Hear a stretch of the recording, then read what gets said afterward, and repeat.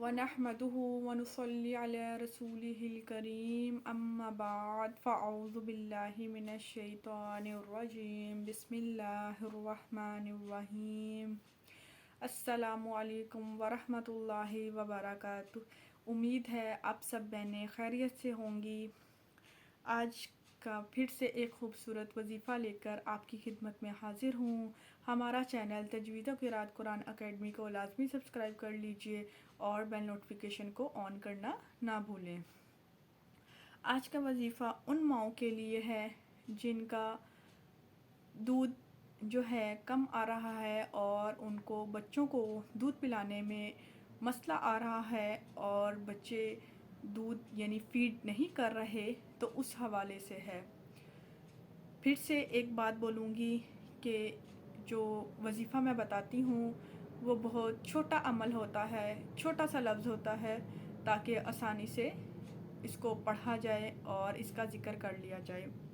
لیکن یہ جو میں اس کا بتاؤں گی طریقہ کار، وہ تھوڑا سا الگ ہے، کیونکہ جب عورت نفاس والی ہوتی ہے، یعنی جب بچے کو جنم دیتی ہے، تو تب وہ نفاس کی حالت میں ہوتی ہے اور اس قدر زیادہ تکلیف میں ہوتی ہے کہ وہ اس کو ذکر نہیں کر سکتی۔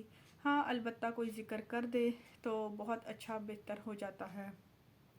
لیکن اس کا تو بہت آسان حل ہے کہ جو اسم ہے وہ آپ نے کیا کرنا ہے، یا متینو اسم ہے یا متینو۔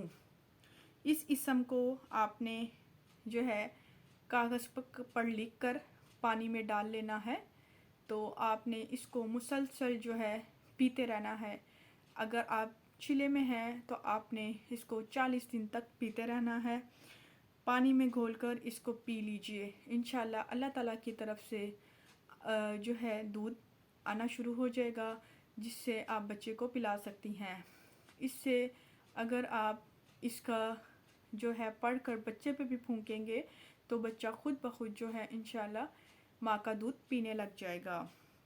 اس کے علاوہ اسی پانی کو جس پہ کاغذ جس میں ڈالا ہے، جس اسم کو کاغذ پر لکھ کر آپ نے پانی میں ڈالا ہے، اس پانی کو آپ اپنے جسم پر پھیر لیجئے، انشاءاللہ اللہ تعالیٰ کی طرف سے دودھ میں زیادتی ہوگی، اضافہ ہوگا۔